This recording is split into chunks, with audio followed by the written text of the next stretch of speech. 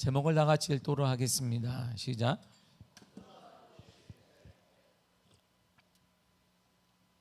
오늘부터 도전이라는 제목으로 시리즈 설교를 진행하고자 합니다.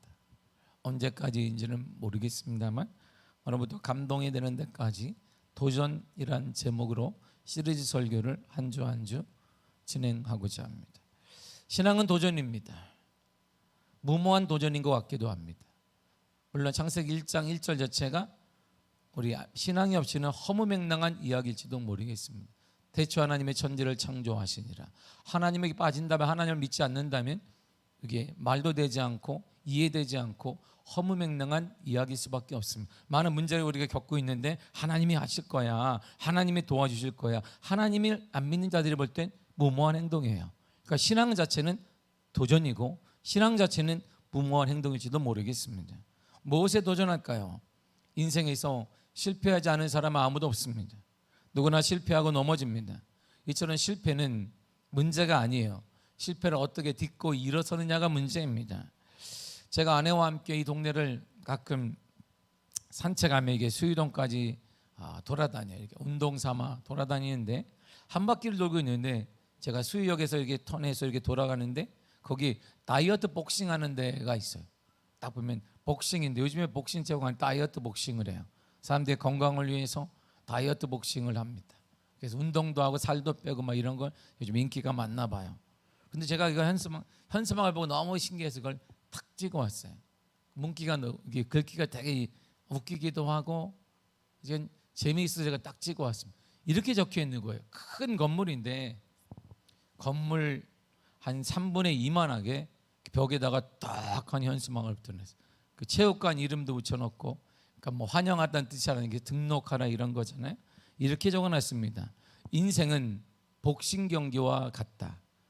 쓰러졌을 때 패배가 선언이 되는 것이 아니고 다시 일어나기를 거부할 때 패배가 되는 것이다. 이렇게 적혀 있어요. 제가 곰곰이 생각하면서 등록을 하라는 건가? 이게 무슨 뜻이지?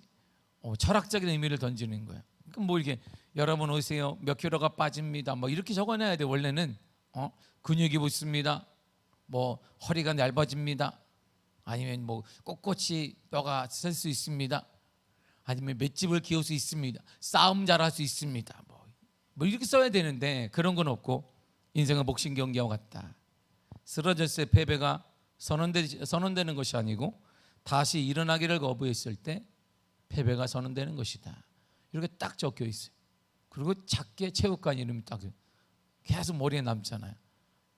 인생이 그렇다는 거야. 쓰러졌을 때 인생은 패배한 게 아니에요. 쓰러졌을 때 일어나기를 포기하는 사람, 그 사람의 인생은 포기하는 것이다라고 세상 사람도 얘기하고 있습니다. 태권도, 아니 복싱 경기 홍보 문구에도 이렇게 적혀 있습니다. 이집트의 430년간의 노예 생활 끝에 전적인 하나님의 은혜로 이스라엘 백성들은 자유민이 되었습니다. 그리고 430년의 긴 사막 생활을 마치고 드디어 가나안 땅을 점령하고 온전한 나라를 세울 기회를 그들이 딱 맞았어. 야, 이제 나라를 찾겠구나, 나라가 있겠구나, 우리가 노예 생활하다가 이제 우리만의 나라가 있겠구나, 이게 하나님이 약속한 땅이 있다. 이들은 기회를 맞았습니다. 가나안에서 처음으로 이스라엘 백성들이 맞이한 전투가 바로 여리고성입니다. 이 여리고성 전투는 철저히 믿음의 전투입니다. 이스라엘 백성들이 전투를 위해서 이 승리를 산 것은 아무것도 없습니다. 오직 이들 하나님만을 믿었습니다. 하나님만을 의지했습니다. 전투 방법을 보세요.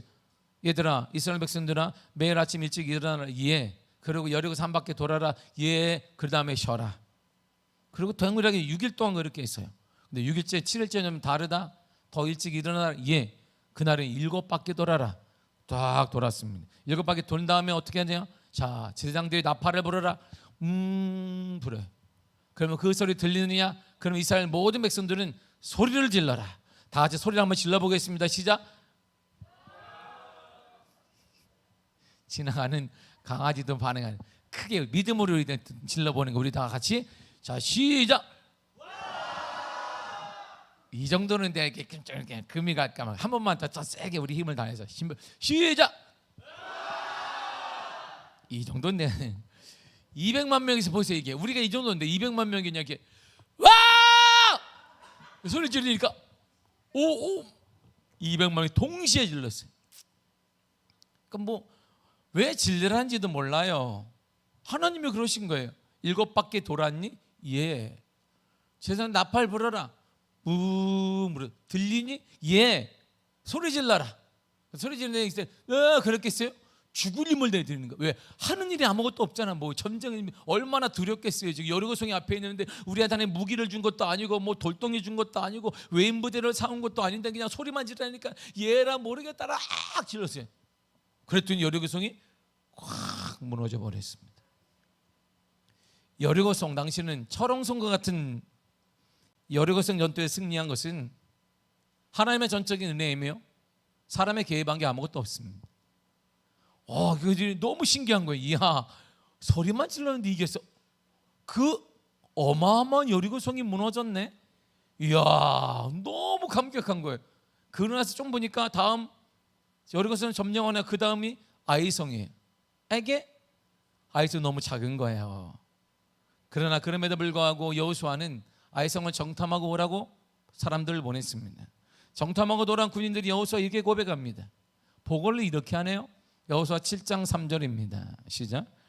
여호수아에게로 돌아와 그에게 이르되 백성을 다 올라가게 하지 말고 2-3천 명만 올라가서 아이를 치게 하소서. 그들은 소수이니 모든 백성을 그리로 보내어 수고롭게 하지 마소서. 아멘. 여호수아씨, 저희들이 정탐을 하고 왔습니다. 이거 여리고 성과는 딴판입니다. 아주 적습니다. 성도 그냥 허접합니다. 우리 중에 2,000명, 3,000명, 최대 3,000명만 가면 그냥 다 무너집니다. 여리고 성은 전체 인구가 참여했어요. 전체 인구가 참여한 전쟁이. 근데 전체 인구니까 전체 인구라고 할 때는 전쟁에 참여할 수 있는 남성들만 얘기하게 되니까 60만 명 정도밖에 안 돼. 60만 명이 참여했으니까 여기는 2,000명이나 최대 3,000명만 있으면 충분히 이길 수 있습니다. 그 당시 그러면 아이성 인구가 그랬느냐? 아이성 인구는 10,000명이 넘었어요. 그래도 이건 너무 허접한 도시입니다. 여리고성의 아이성은 비교할 수 없을 정도로 초라했다는 것입니다. 아주 작은 성이었습니다. 그래서 2,000명에 3,000명만 있으면 충분히 이길 수 있다는 것입니다. 여호수아는 이들의 보고에 따라 최대치인 3,000명을 데려가라 그랬습니다. 그래도 최고니까 3,000명을 데리고 아이성의 점령에 나서게 했습니다. 근데 결과가 너무나 어이가 없는 거예요. 여호수아 7장 4절과 5절을 보겠습니다. 시작. 백성 중 3,000명쯤 그리로 올라갔다가 아이 사람 앞에서 도망하니 아이 사람이 그들을 36명쯤 쳐 죽이고 성문 앞에서부터 스바렌까지 쫓아가 내려가는 비탈에서 쳤으므로 백성의 마음이 녹아 물같이 된지라. 아멘. 너무나 쉬울 것 같다. 아이성 전투가 비극으로 끝났습니다. 얘가 3,000명이면 돼 있는데 싸우다가 36명이 죽었어요. 아버지가 죽었네, 아들이 죽었네, 남편이 죽었어요.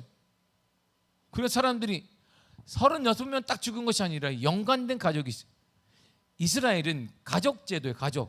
한 가족들이 같이 사니까 아들 하나가 죽으면 그 아들은 누구의 남편이기도 하고 누구의 엄마 아빠의 아들이기도 하고 누구의 부모이기도 하고 아빠이기도 한 거예요. 그러니까 전체가 막 아이고야 하니까 이게 쫙 퍼졌어요. 이스라엘 백성들의 마음이 다 녹아버렸습니다. 아니 이제 어떡하나? 이제 우리 어떡하나? 이렇게 돼버렸어요. 이 전투에서 패배 원인은 우리가 잘 알다시피 아간의 범죄 때문이었습니다. 오늘 본문이 바로 그래서 두 번째 아이성 전투와 정복에 나서는 장면이 본문입니다. 오늘 본문은 두 번째 아이성 전투, 바로 공격에 대한 내용인데 이스라엘은 첫 번째 공격에서 큰 실패를 경험하게 되었습니다. 방심과 교만이 비전에 비참한 패배예요. 야, 여리고성 이 정도 되는데 아이성은 별거 아닌 거야. 대충 해도 이길 수 있는 거야. 믿음도 하나님께 묻지 않고 하나님에 대한 담대함, 하나님에 대한 간절함도 없어요. 당연히 이기는 거야. 그냥 다 그런 거야. 그 결과 백성들의 사기는 땅에 떨어지고 여호수아의 지도력에도 큰 손상을 입혔습니다. 더구나 자기 동족인 아간을 처형해 땅에 묻어 있어요. 그때부터 이들이 조짐이 안 좋았던 거예요. 내 동족인데 묻었어요. 거기에 모든 재산과 식구들을 다 묻었습니다. 그때부터 두려움이 시작했는데 아이성이 딱 짓고 나니까 어머, 이제는 아이성과 전투에서 동족까지 묻게 되니까 이들의 간담이 다 녹아버렸습니다. 이런 상황이 다시 일어나 아이성을 공격한다는 것은 정말 불가능한 거예요. 왜? 사람들의 마음이 다 침체해버렸습니다. 이제는 안 되나 봐 우리가. 그럼에도 이들은 거기서 주저앉지 않았습니다. 다시 일어나 도전했습니다. 그 결과가 이렇게 말해줘요. 여호수아 8장 25절입니다. 시작. 그날에 엎드러진 아이 사람들은 남녀가 모두 12,000명이라. 아멘. 여보세요. 아이성 전투가 이렇게 아이성 사람들이 작은 사람들이 아니에요. 그날 전투에서 2차 전쟁을 또 이겼는데 12,000명이 죽었어요. 아이성 사람만 12,000명이 죽었습니다. 이처럼 이스라엘은 시리와 절망 가운데 다시 일어나게 되었습니다. 도전했습니다. 그리고 아이성과의 전투에 대해 승리를 거두게 되었어요. 그렇다면 이러한 절박한 상황, 이러한 절망의 상황, 이러한 안 되는 그 상황에 다시 승리를 거둘 수 있는 원인이 무엇이냐 말입니다. 우리도 인생의 실패를 겪고 우리 아픔도 겪고 우리 눈물도 겪습니다. 여러 가지 문제도 당하게 됩니다. 그 문제 가운데 일어나서 승리를 경험할 수 있는 원인, 승리를 경험할 수 있는 은혜가 바로 오늘 본문에 나와 있는 거예요. 똑같이 우리도 실패를 당해, 실패를 경험하게 되면 가정의 여러 가지 많은 환경에, 물질의 여러 가지 대인관계에 실패를 경험하게 되는데 그 실패 가운데 가만히 침묵한 것이 아니라, 넘어져 있는 것이 아니라 거기서 다시 일어나 승리를 거두게 되고, 거기 다시 일어나 영광을 거두게 되고, 다시 일어나 하나님의 은혜의 사람이 되는 비결론을 본문에 나온 거예요. 두 가지를 말해주고 있습니다. 첫째가 하나님의 음성을 들어야 돼요. 하나님의. 뭘 들으라? 하나님의 음성을 들어야 됩니다. 본문의 1절을 보세요. 시작. 여호와께서 여호수아에게 이르시되 두려워하지 말라, 놀라지 말라, 군사를 다 거느리고 일어나 아이로 올라가라. 보라, 내가 아이 왕과 그의 백성과 그의 성읍과 그의 땅을 다 내 손에 넘겨 주었으니. 아멘. 자, 지금 다 침체했어요. 그리고 마지막 이스라엘 백성들이 본 충격적인 장면이 뭐냐면 바로 아간의 죽음이었어요. 아간을 죽인 하나님이 평범하게 죽인 것이 아니라 묻어버렸습니다. 그만한 가족들이 다 묻어버렸어요. 그걸 그들이 보았어요. 전쟁에 진 것도 두려운데 아간의 죽음을 바라며 이들은 완전히 땅이 무너졌어요. 이야, 안 된다 보다. 이거 어떡하냐 우리는. 이런 시리에 빠져 있는데 하나님 말씀하시기를 아이로 올라가라, 아이성과 전투해라, 올라가라, 내 손에 넘겨주었다, 너의 손에 넘겨주니 일어나 달아. 그러니까 이들이 어찌할 바를 모르는 거예요. 7절에 다시 반복하면 이렇게 하나님 말씀하십니다. 시작. 너희는 매복한 곳에서 일어나 그 성읍을 점령하라. 너희 하나님 여호와께서 그 성읍을 너희 손에 주시리라. 아멘. 하나님이 다시 반복하십니다. 왜 이래 중간에 뭐가 있어요? 이들이 그 걱정이 많은 거예요. 하나님이 점령해라 그랬는데 가능할까? 다시 주님 말씀하십니다. 점령해라.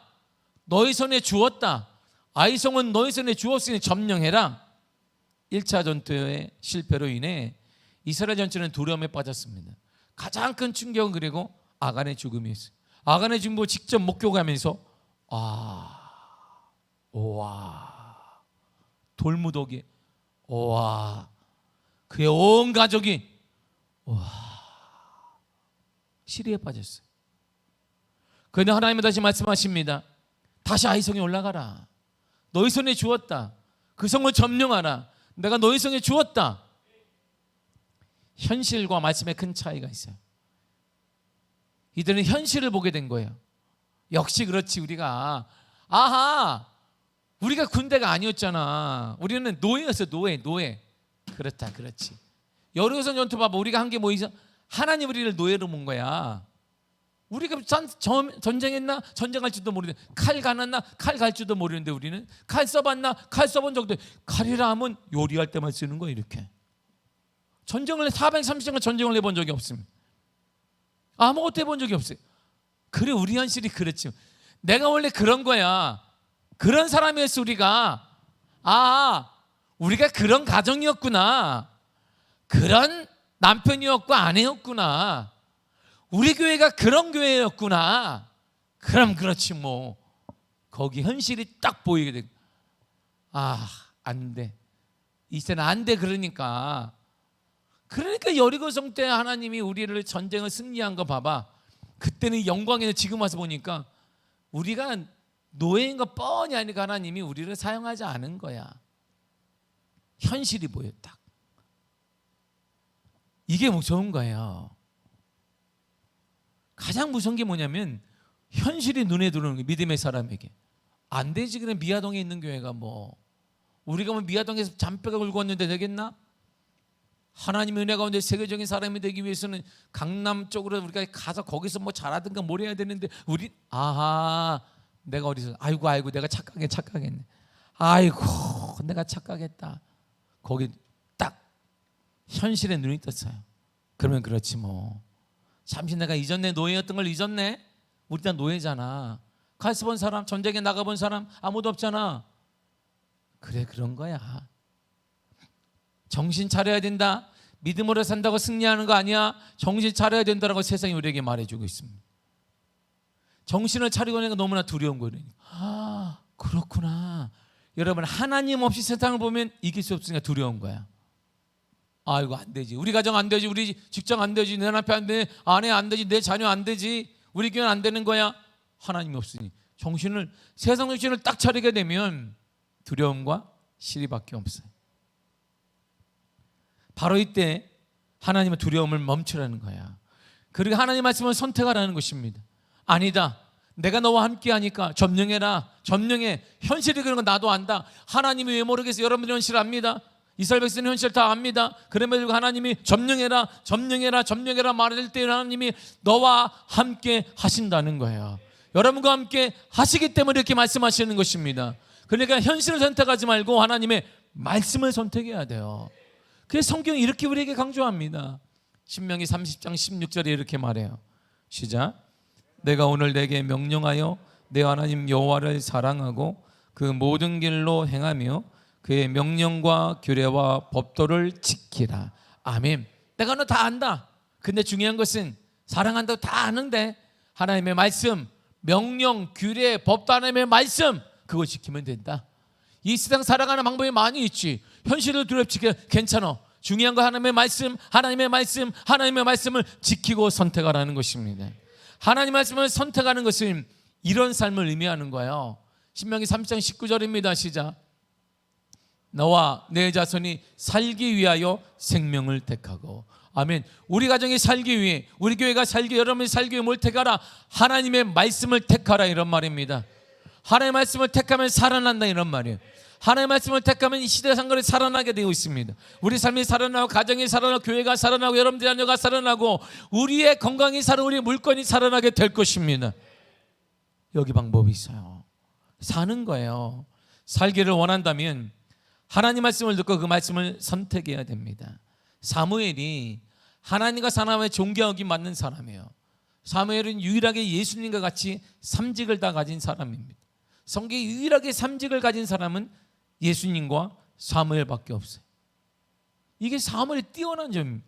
그렇게 사무엘이 쓰임받는 이유를 성경은 이렇게 말합니다. 사무엘이 똑똑하거나 IQ가 좋다거나 사무엘이 날렵한 사람이거나 사무엘이 비즈니스에 능한 사람이거나 말을 잘했다거나 연설을 잘했다거나 이런 말 성경에 말하지 않습니다. 여러분들처럼 뭐 누구처럼 사무엘이 뭐 잘났다든가 뭐 키가 크든가 뭐 용사였든가 이런 말하지도 않습니다. 성경은 딱 한마디로 이래서 사무엘이 쓰임받았다라고 우리들에게 정확하게 제시합니다. 사무엘상 3장 10절입니다. 시작. 여호와께서 임하여서서 전과같이 사무엘아 사무엘아 부르시는지라 사무엘이 이르되 말씀하옵소서 주의 종이 듣겠나이다. 아멘. 사무엘에게 우리가 다른 게 하나 있었어요. 듣는 귀가 있어요. 듣는. 우리는 들어요. 누구? 세상의 소리를 들어. 그러니까 두려운 거예요. 그러니까 불협화음이 일어나는 거. 그러니까 계속 다툼이 일어나는 거예요. 사무엘은요 하나님의 소리를 들으셨어요. 부르시는지라 주님 듣겠습니다 그랬어요. 보세요. 소통의 출발은 듣는 것입니다. 능력의 출발은 듣는 것입니다. 쓰임받음의 출발은 듣는 것입니다. 은혜의 출발은 듣는 것이며 인생 변화의 출발은 듣는 것이며 우리의 놀라운 축복의 출발은 듣는 거예요. 세상을 듣는 것이 하나님의 음성을 듣는 것입니다. 하나님의 소리를 듣는 것입니다. 하나님의 은혜를 듣는 것입니다. 주님의 경고를 절대 무시하면 안 돼요. 하나님이 무섭게 경고하는 게 하나 있습니다. 내가 오늘 경고한다. 뭘 경고할까요? 이 말을 경고해요. 시편 81편 8절을 쉬운 성경으로 읽겠습니다. 시작. 내 백성들아 들어라. 이스라엘아 내 말에 귀를 기울여라. 내가 너희에게 경고한다. 아멘. 보세요. 경고한다. 들어. 뭘 경고하냐면 내 말에 귀를 기울여야 돼. 그거 경고하는 거야. 똑바로 살아라. 뭐 돈 많이 벌어라. 뭐 이런 거 경고하는 거 아닙니다. 인격이 되나 뭐 좋은 말입니다. 그러나 하나님은 첫 번째 경고가 뭐냐면 내 말을 들어야 된다. 경고한다. 내가 내 말을 안 들으면 그러니까 인생이 풀리지 않는 거야. 하나님의 말씀을 듣지 않으면 들리지 않으면 인생에 꼬이는 것입니다. 문제가 생기는 거, 회복이 안 되는 거, 실패 가운데 우리가 일어나지 못하게 된다, 이런 말입니다. 하나님께서 지금 우리에게 경고하십니다. 사랑하는 성도 여러분, 하나님 지금 우리에게 레드카드를 내밀고 있어요. 경고한다. 왜요? 하나님의 음성을 듣지 않기 때문에 우리가 지금 세상 소리와 세상의 현실 가운데 그 소리만 계속 듣게 되니까 하나님이 경고한다. 그 길을 계속하면 일어나지 못해. 실패하더라도 일어날 수가 없는 거야. 그러나 내 말을 들으면 넘어지는 것 같은데 다시 일어나게 될 것이다. 내 말을 듣게 되면 실패한 것 같은데 다시 성공으로 일어나게 된다는 것입니다. 하나님의 음성을 듣지 않으니까 제 멋대로, 제 감정대로, 기분대로 행하기 때문이에요. 다시 일어나려면, 여러분 다시 회복하려면 들어야 합니다. 이것이 다시 회복하는 길입니다. 부흥하는 길입니다. 살아나는 길입니다. 여러분 들어야 돼요. 그래서 광야 생활을 시작하기에 앞서서 이스라엘 백성들이 하나님의 은혜 가운데 광야 생활을 시작하고 출애굽을 한 다음에 처음으로 주님이 한 말이 여기 있습니다. 신명기 6장 4절입니다. 시작. 이스라엘아 들으라. 우리 하나님 여호와는 오직 유일한 여호와시니. 아멘. 들으라. 뭘 들을까 하나님입니까? 여호와는 유일한 하나님이다. 너의 구원자는 여호와밖에 없다, 이런 말이에요. 들어야 한다. 세상에 우리를 구원할 자, 세상에 너희 가정과 너희 사업자와 너희 자녀와 여러 사람이 있다라고 말할 것이다. 돈이면 된다라고 말하고 능력이 있으면 된다라고, 무엇 때문에 말하고 무엇 때문에 된다고 말하는데 아니란 말입니다. 오직 구원자는 하나님밖에 없는 거야. 그걸 들어야 된다. 여러분 들으시기를 바랍니다. 구원자는 요새 하나님밖에 없습니다. 우리의 구원자 하나님밖에 없습니다. 하나님이 여러분들을 구원해 주실 것입니다. 하나님이 여러분들의 가정을 구원해 주실 것입니다. 하나님이 여러분들의 삶과 여러분들의 가정의 인생을 그 어려운 가운데, 실패 가운데 일으켜 세워 주실 것입니다. 누가요? 우리 하나님이 하시는 거예요. 누가요? 하나님이. 들으라, 들으라, 들으라는 거예요. 들으라는 거예요. 들으라. 유일한 구원자, 유일한 창조주, 유일한 해결책은 하나님 외에는 없다는 것이죠. 오직 주님만이 우리를 변화시킬 수 있습니다. 오직 주님만이 가정을 변화시키며 교회를 변화시키며 우리 주님만이 우리의 사고를 변화시킬 수 있습니다.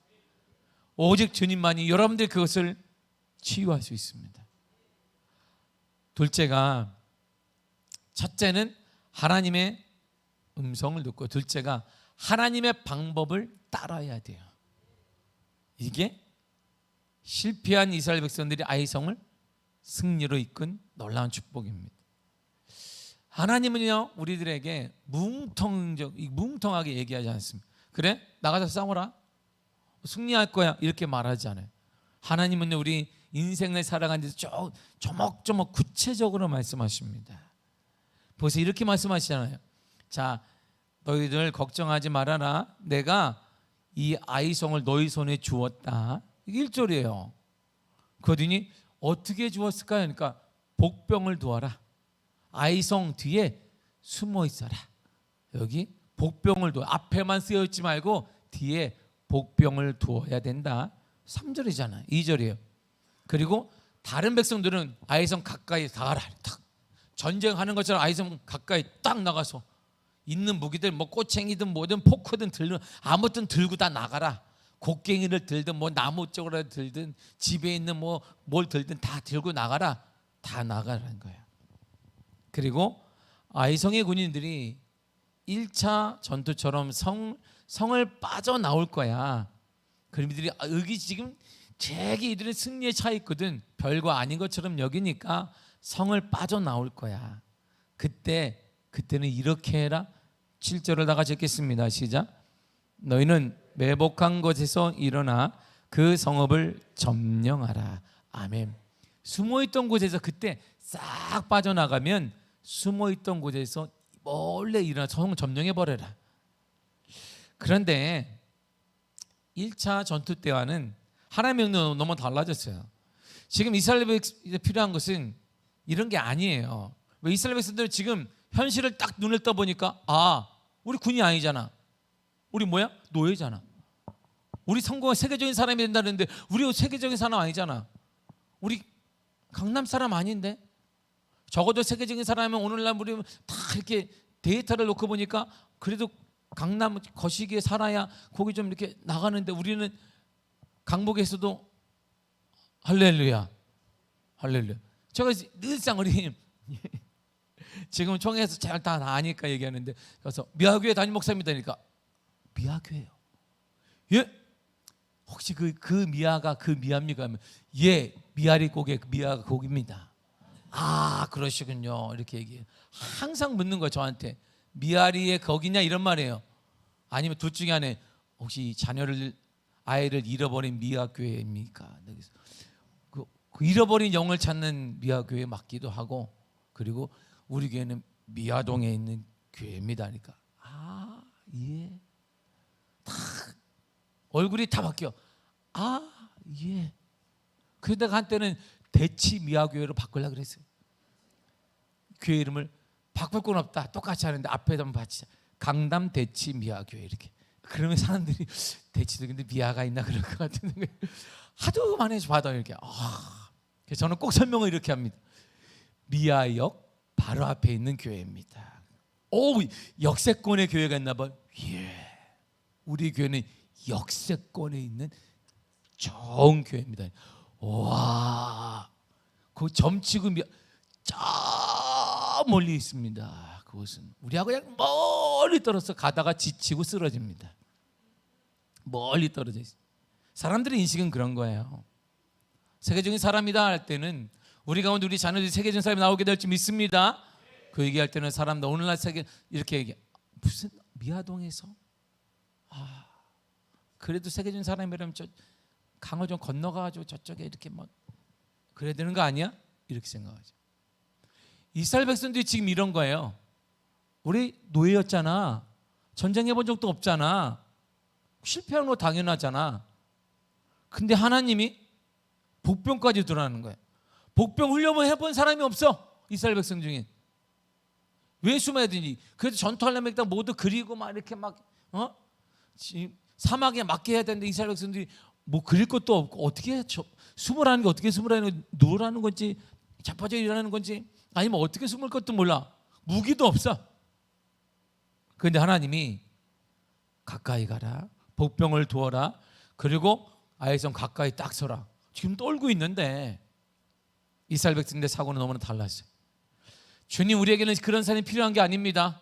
그런 하나님의 설명이 필요한 게 아니라 우리에게 용서가 필요합니다. 이스라엘 백성들이 다 떨 때 아말렉과 전투에 이스라엘 백성들이 막 떨 때 하나님이 주신 선물이 있지 않냐고. 누군데요? 다윗이에요.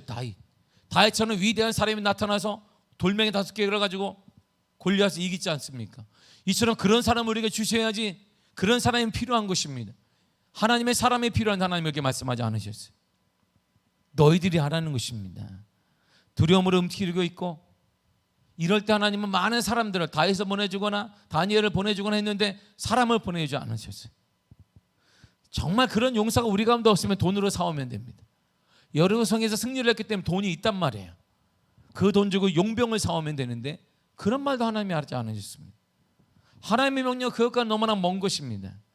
용병을 사오라는 것도 아니고 어떤 위대한 용사가 보내준 것도 아닙니다. 두려움에 떨고 있는 너희들이 하라는 것입니다. 그리고 아이성의 치명적인 강점은 이들은 군사 훈련된 사람이라는 거예요. 아이성 사람들도 상식적으로 보세요. 암만 상식적인 군사 훈련을 받았으면 이스라엘 백성들이 쫓겨나간다 할지라도 아이성에 있는 전체 군인이 나가지를 않습니다. 왜? 본부는 지켜야 된단 말이에요. 본부를 지키고 있다가 일부만 나가는 것이 상식적인 훈련이에요. 그런데 하나님은 다 나갈 거야. 그러니까 하나님이 아닌데, 하나님 우리 생각은 아닌데요. 그들도 훈련받은 사람입니다. 상식적으로 볼 때는 전쟁은 그렇게 하는 게 아닙니다. 그런데 하나님은 비상식적으로 아이성 군인이 전부 나가게 될 거야. 그때 너희들은 숨어있던 군인들은 그때 들어가서 아이성을 점령하면 된다. 이렇게 말씀하셨어요. 그런데 그들이 다 나오겠다고 말씀하십니다. 만약 아이성 군인이 아이성에 매복하고 있다면, 이들이 다 나간 것처럼 여기고 일부가 매복을 하고 기다리고 있다면 점령하러 갔던 이스라엘 백성들이 다 죽음을 당할 것입니다. 그런데 여호수아와 이스라엘의 선택을 보세요. 그들은 하나님의 전쟁 방식에 대해 한 점의 의심을 하지 않습니다. 그대로 따랐습니다. 5,000명을 매복시켰습니다. 1차 전투 때와 같이 아이성 사람들과 전쟁을 하다가 패한 것처럼 도망치기 시작했습니다. 아이성 왕과 백성들은 1차 때와 같은 상황이 벌어지자 이성을 잃어버렸어요. 와, 또 이기나 보다. 이제는 36명이 아니야, 다 죽여야 된다라고 그냥 훈련받는 걸 잃어버리고 그냥 다 나가버렸어요. 그냥 전멸시키자. 와, 이들이 뭐 전쟁 1차 때 해보니까 아무것도 아니더라, 훈련받은 사람도 아니더라, 이들 아무것도 모를 것이더라고 그냥 다 나가버린 것입니다. 절대 해서는 안 되는 행동을 이들이 잃어버린 거예요. 그러자 성경이 이렇게 말해요. 여호수아 8장 17절입니다. 시작. 아이와 베델에 이스라엘을 따라가지 아니한 자가 하나도 없으며 성문을 열어놓고 이스라엘을 죽여가였더라. 아멘. 보세요. 한 사람도 빠짐없이 다 따라갔어요. 이때다, 이제 이때야. 그때 해보니까 이스라엘은 전쟁을 해본 적이 없어. 쟤네들은 전술을 몰라. 매복은 이스라엘 백성은 몰라. 아예 36명이 아니라 이번엔 싹 그 이들이 여리고성 때 얻었던 그 금은보화 이것도 싹 얻어버리자 해서 다 나가버렸어요. 성문을 열어놓고 나갔어. 정신없는 거예요. 이제 왜? 전리품을 가져야 되니까. 당시 전쟁은 자기가 이기면 전리품을 갖는 거예요. 모든 백성들이 전쟁이. 그러니까 내가 빨리 가서 전리품을 다 빼와서 내 재산을 삼아야 되니까 막 나간 거예요. 그냥 있어야 되는데 불구하고 일부는 본부에 남아 있어야 되는 불구하고 말이에요. 때로 주님을 믿고 따를 때 이해되지 않는 부분이 있을 수가 있습니다. 내 생각이나 경험과 전혀 다르게 말씀하실 때가 있습니다. 내 경험적으로 볼 때 말씀으로 하면 실패할 것 같은 두려움이 찾아올 때가 있습니다. 그러나 모든 새로움은 여기서 시작하는 거야. 하나님의 말씀을 전적으로 하나님의 방법을 따르는 것으로부터 새로운 역사와 새로운 기적과 새로운 축복이 일어나게 되는 것입니다. 모든 새로움은 이렇게 시작됐어요. 신약의 새로움을 보세요. 신약을 보십시오. 마태복음 4장 18절 19절에 이렇게 말합니다. 시작. 갈릴리 해변에 다니시다가 두 형제 곧 베드로라는 시몬과 그의 형제 안드레가 바다에 금을 던지는 것을 보시니 그들은 어부라. 말씀하시되 나를 따라오라. 내가 너희를 사람 낚는 어부가 되게 하리라 하시니. 아멘. 물고기를 잡는 어부 인생에서 사람을 낚는 어부로 완전히 그들의 인생이 변화됐습니다. 어떻게 변화됐을까요? 딱 한마디. 나를 따르라. 나를 따르라. 따르라니까 그냥 그대로 간 것입니다. 하나님의 방법에 그대로 따른 것이에요. 이처럼 하나님 방식을 따르고 주의 말씀을 따르는 것은 전혀 다른 길, 처음 가본 길 모험일 수밖에 없습니다. 바로 이럴 때 도전 정신이 필요한 거예요. 여러분의 신앙은 도전인 것입니다. 내가 가보지 않은 것, 내가 해보지 않은 길을 내가 믿음으로 한번 던져보는 것입니다. 내 인생을 한번 승부를 내보는 것입니다. 그러나 이 도전을 통해 수많은 사람의 기적을 보았습니다. 변화를 보았습니다. 역사를 경험했습니다. 하나님의 은혜를 체험하게 되었습니다. 길이 열리게 되었습니다. 용서를 받았습니다. 다시 태어나는 기쁨을 누리게 되었던 것입니다. 그러나 주님의 방식, 주님을 따르는 때를 따르지 못한 불쌍한 사람이 적지 않은 거야. 마태복음 8장 19절에 또 다른 사람이 나와요. 시작. 한 서기관이 나와 예수께 아뢰되 선생님이요 어디로 가시든지 저는 따르리이다. 아멘. 정말 귀한 사람입니다. 서기관은 당시에 우리를 말하면 권력층이에요. 권력층인 사람이 예수님을 따르겠다는 거예요. 대단하잖아요. 이 권력층이 예수님을 따른다는 권력을 포기하는 것입니다. 소외를 낸다는 것이에요. 인정받을 만한 사람입니다. 자신의 신분과 권력과 성공을 다 내려놓고 예수님을 따르겠다고 고백합니다. 그런데요, 문제가 하나 있어요. 자신이 생각할 때는 지금이 때가 아니라는, 주님 제가 주님을 따를 거예요. 그런데요, 지금은 아닌 것 같습니다. 지금은 시대가 좀 어려운 것 같습니다. 내가 주님을 따르겠습니다. 근데 지금은 아닙니다. 코로나가 바로 끝났기 때문에 지금은 아닌 것 같습니다. 좀 더 나아지면 이렇게 얘기를 하는 거예요. 시간도 필요합니다. 장례도 치러와야 합니다. 준비할 것도 있습니다. 마음도 준비해야 됩니다. 내 와이프하고 얘기를 해봐야 됩니다. 자녀들도 내 보장도 해줘야 됩니다. 이것저것 해야 할 것도 있습니다. 정리할 것도 많이 있습니다. 자신의 방법치대로 다 정리된 후에 따르겠다는 거예요. 그래서 주님이 그를 향해서 이렇게 짧게 말씀하셨어요. 22절이에요. 시작. 예수께서 이르시되 죽은 자들이 그들의 죽은 자들을 장사하게 하고 너는 나를 따르라 하시니라. 아멘. 주님은 전혀 버린 것처럼 그래도 너는 나를 따라. 너는 나를 따르면 된다. 이렇게 말씀하시는 거예요.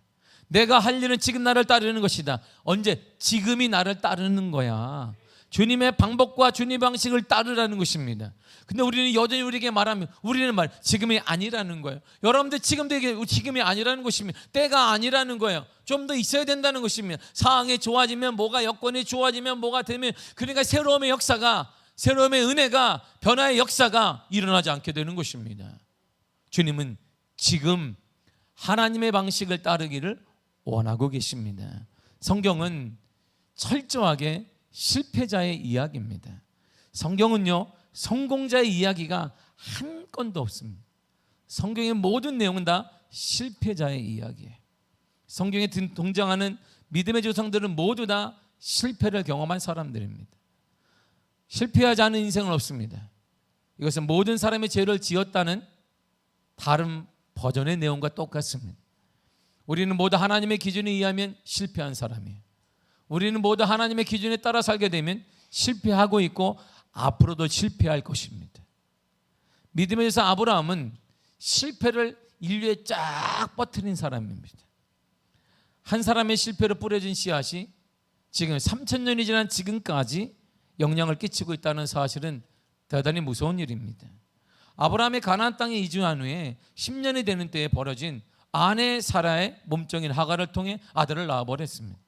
하나님이 그러지 말라고 했는데 불구하고 하나님 명령에 순종하지 않았습니다. 불안해서 아내가 생산을 못하게 된다고 착각을 하고 하갈을 통해 아들을 낳았습니다. 이것은 변명의 여지가 없는 바로 믿음의 실패의 모습입니다. 하갈을 임신하고 이스마엘을 낳은 후에 하나님은 그래서 13년 동안 아브라함과 문을 닫았어요. 대화하지 않았습니다. 그 전에 아브라함이 하나님 그러면 그래 뭘 도와줄까 했는데 하나님 13년간 문을 딱 닫아버렸습니다. 여러분 가장 무서운 게 그거예요. 하나님과 교제가 없는 것입니다. 하나님 문을 닫을 때가 오는 것입니다. 내가 답답함이 있지만 내 문제에 소원이 있지만 변화가 전혀 없는 것이, 이게 가장 무서운 것입니다.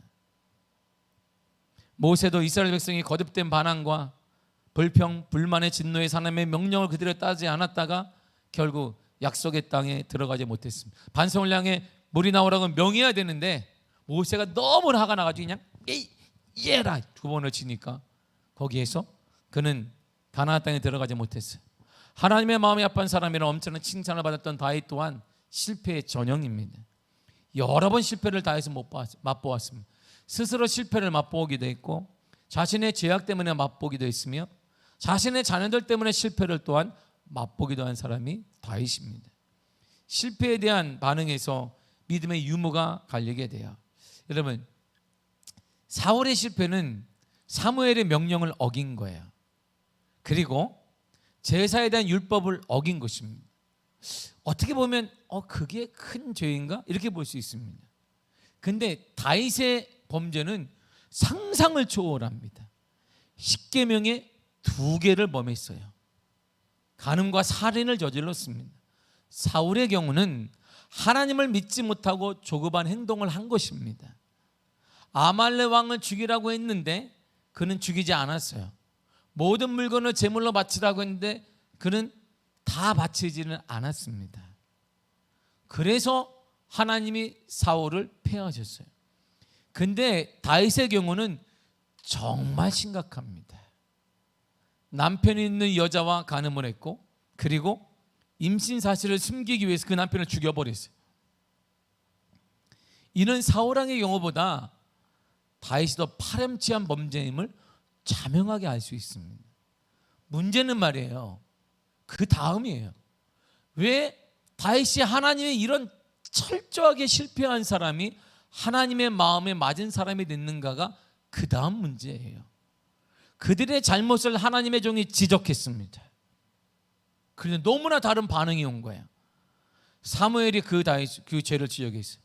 왕이시여, 하나님의 명을 따르지 않았습니다. 왜 제사를 왕이 지냈습니까? 율법을 어긴 것입니다. 그랬더니 핑계를 계속, 당신이 좀 늦게 와가지고요, 선지자 당신이 좀 늦게 와서 제가 전쟁 중에 어떻게 보면 제가 제사를 지냈습니다. 그리고 아말렉 왕을 죽이려고 하는 생명은 또 하나님의 것이니까 또 살려도왔고, 그 재산을 다 드리라고 했으나 그래 좋은 게 있으면 몇 개 제가 이렇게 좀 해놨습니다. 이것도 나만 가지라는 거 아니라 사무엘 선지자 좀 드리고 이렇게 하려고 제가 좀 이렇게 해놓은 겁니다. 계속 핑계만 대는 거예요. 그리고 권력을 앞세우고, 그리고 사무엘과 쭉 멀어지게 됩니다.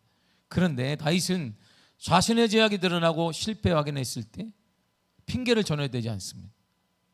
나단 선지자가 당신이 죄인입니다 라고 했을 때 죄를 그대로 자백합니다. 하나님 앞에 심판을 받는 것도 수용합니다. 불평하지 않습니다. 나단 선지자는 몰아세우지도 않습니다. 자신의 죄악의 결과 때문에 아들을 낳아서는 그가 죽게 되자 금식하지만 그 결과를 그대로 받아들입니다. 겸손히 인정하고 승복합니다. 하나님이 보시는 것은 실패, 죄악 그 자체가 아니에요. 그래서 어떻게 인정하고 하나님에게 믿음을 드러내는가를 보기를 원하시는 것입니다. 사울은 자신의 권력으로 하나님 없이 나머지 삶을 살았고 전쟁을 하고 모든 일을 처리했습니다. 그러나 다윗은 죄악의 자백 이후에 겸손히 하나님을 찾고 죄악을 슬퍼하며 수많은 시를 통해 하나님에 대한 간절함을 표현했던 것을 우리는 보게 됩니다. 우리 모두 다 실패할 수 있습니다. 우리 모두 다 죄를 저지를 수 있어요. 우리에게 필요한 것은 그걸 인정할 수 있는 용기와 그러면 나를 용서하시는 하나님에 대한 믿음이 필요한 것입니다. 실패를 통해 하나님은 우리를 새롭게 만드실 것이에요. 우리의 아픔을 통해 하나님 우리 가정을 세워주실 것입니다. 우리의 아픔과 실패를 통해 우리 교회를 새롭게 하실 것이고, 여러분들의 실패를 통해 우리 자녀를 더욱더 복되게 하실 것이며, 우리 교회를 하나님의 놀라운 부흥의 반석 위에 세워주실 것입니다. 좌절하지 말고, 실패했다고 넘어졌다고 그 문제가 풀리지 않는다고 지금 여러 가지 문제를 당하겠다고 한숨 쉬지 말고 이때 하나님에 대한 믿음을 드러내시기를 바랍니다. 우리 하나님은 나를 용서하시고 여러분들을 새롭게 하시며 우리 가정을 새롭게 변화시키시며 새롭게 이끌어 주실 것입니다. 믿음으로 도전하시기를 바랍니다. 도전해야 됩니다. 그때 하나님의 거룩한 역사가 우리를 지배하시며 변화의 역사 일어나게 될 줄 믿습니다. 기도하겠습니다.